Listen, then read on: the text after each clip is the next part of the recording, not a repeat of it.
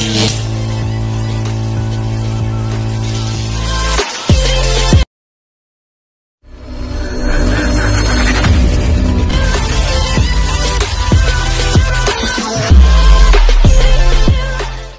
guys! Welcome po sa aking YouTube channel again. It's me, Jazzy M. Ayan guys, meron ako ngayong itatakas sa inyo about Brilliant product. And for sure na makaka-help ito, especially those na mga ayaw nung Brilliant Rejuvenating Sets.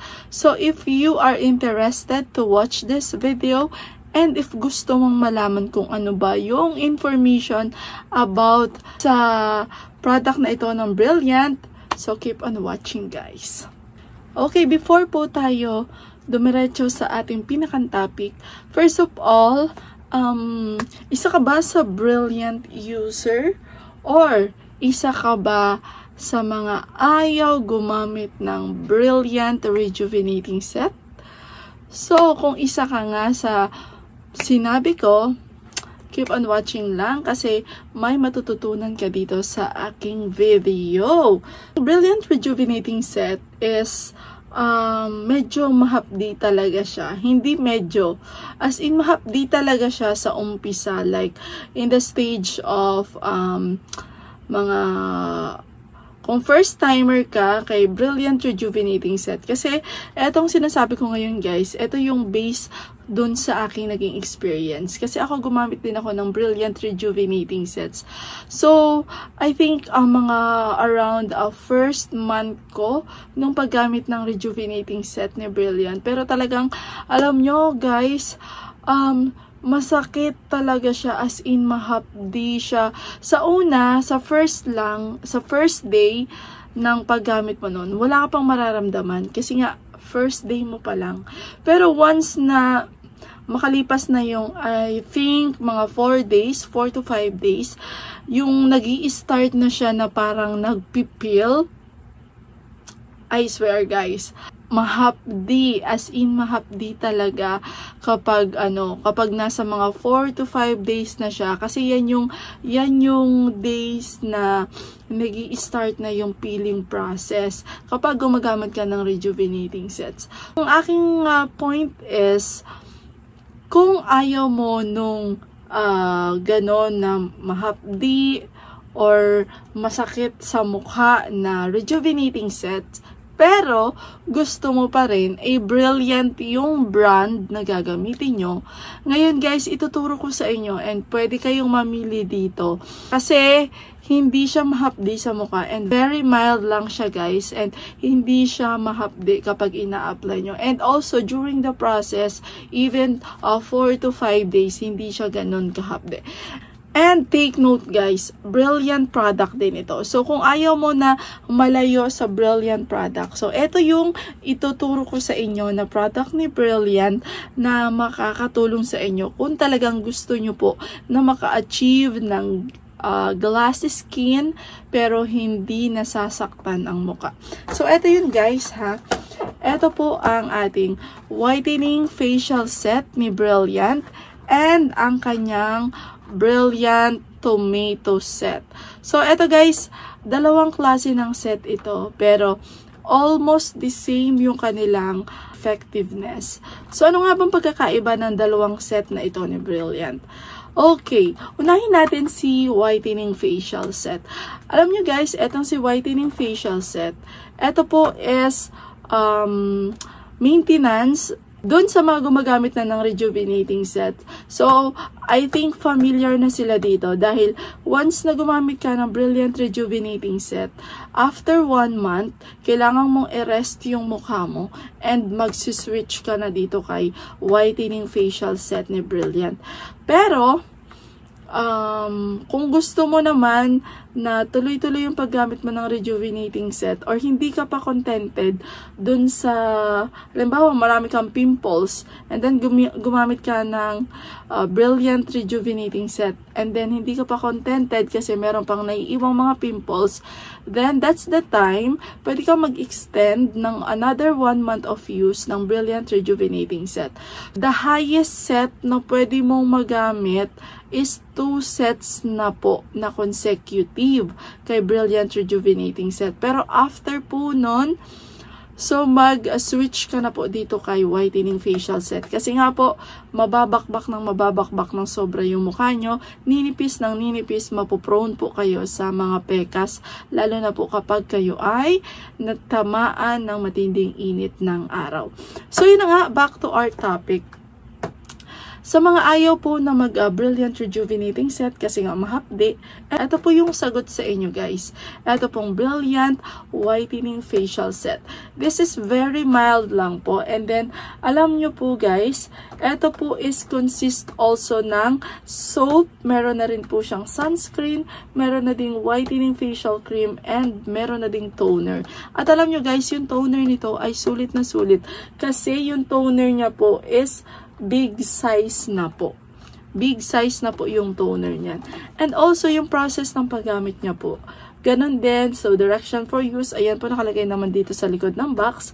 So, yung gluta-arbutin soap. Ayan, gluta-arbutin soap po yung soap na included dito kay whitening facial set. Samantalang dun sa Brilliant rejuvenating set, ang included po dun is Brilliant kojic acid soap. Dito po is gluta-arbutin soap. Kaya very mild lang talaga siya. As in, for whitening lang po siya. And hindi lang po siya for whitening guys. Nakaka-dry din po siya ng pimples and nakaka-remove din po ng mga pimple marks. And mga dark spots sa inyong mukha. Kaya kung ayaw nyo na mag-start kayo sa Brilliant rejuvenating sets, so eto guys, ang inyong subukan. Ito pong whitening facial set ng Brilliant Skin Essentials. Kasi po, pwede po ito sa teenagers, lactating moms. Very mild lang po talaga yung effect niya. Pero, nakakatanggal po siya ng pimple marks and dark spots. So, kung ayaw nyo nung masasaktan kayo, kasi ang Brilliant rejuvenating set po, isang gamit nyo lang talaga nun, isang set lang na gamitin nyo, talagang magiging glass skin agad yung face ninyo. So, I think dito kay whitening facial set ni Brilliant Skin Essentials, although hindi ko pa po ito nagagamit. Ayan guys, hindi ko pa po ito nagagamit, pero nag-base lang po ako dun sa mga research ko. So, nag-research ako about this product and hindi sila nag-start sa Brilliant rejuvenating set. Dito agad sila kay Brilliant whitening facial set. Pero ang gaganda rin po ng kanilang mga face po. Kaya kung kayo ay ayaw na masasaktan or mahahapdian yung inyong mukha, mag-switch na kayo dito kay Brilliant whitening facial set. Kasi the same lang din po yung effect niya kay Brilliant rejuvenating set. Okay, another one guys, ito pong ating Brilliant tomato set. So, ito consists of 4 items din po siya sa loob. Meron po siyang tomato toner. Meron din po siyang tomato soap naman po dito kay Brilliant tomato set. And then, meron na rin po siyang micro-exfoliating facial cream. So, from the word micro-exfoliating, so, exfoliating, ibig sabihin po, ma-exfoliate yung mukha nyo. So, marirenew yung skin ninyo. So, lalabas yung inyong glass skin also. And then, mariremove also din yung mga, kung may mga acne kayo, o kaya meron kayong mga pimples, pimple marks, dark spot, mariremove din po yan ni Brilliant tomato set kasi po may exfoliating power po ang Brilliant tomato set. And also meron na rin po siyang sunscreen gel cream. So very important po ang sunscreen kasi lalo na ngayon na sobrang tindi ng init ng araw. Very important po ang sunscreen. Ito pong Brilliant tomato set is pwede rin po sa mga lactating moms, teenagers around 15 years old above, and also pwede to sa lalaki, pwede rin sa babae. So, same as The Brilliant Whitening Facial Set. Pwede rin siya sa babae, pwede rin po siya sa lalaki. So, marami rin ako nakikita ng mga feedbacks based on my research na marami rin gumagamit ng set na ito na mga lalaki. Lalo na yung may mga pimples. And doon sa mga ayaw na mahapdi. So, eto guys ha. Brilliant Tomato Set and Brilliant Whitening Set. So, what is the difference between these two? Bakit kailangang mamili sa dalawang ito? So guys, for me, hindi nyo naman kailangan mamili dito kung alin ba yung dapat nyong gamitin. Kasi pareho naman po siyang nakakatanggal ng pimples, ng acne, and ng pimple marks and dark spots. But, ang kaibahan lang naman po dito sa dalawang to is sa kanilang prices. So, mas pricey po si Brilliant Whitening Facial Set compare po kay Brilliant Tomato Set. So, si Brilliant Tomato Sets po is 300 pesos only, while po si Brilliant Whitening Facial Set is 350 pesos. So, ayan guys. Ngayon, kung kayo naman po is malakas sa toner, so why not choose Brilliant Whitening Facial Set? Kasi po, ang toner po nito is big size na. Big size na po siya, around, I think, tingnan natin kung ilang ml siya. 130 ml, I think ito. So, ito yan siya, guys. Ito, guys, yung laman ni Brilliant Whitening Set. Ang laki na po ng toner nito, ayan.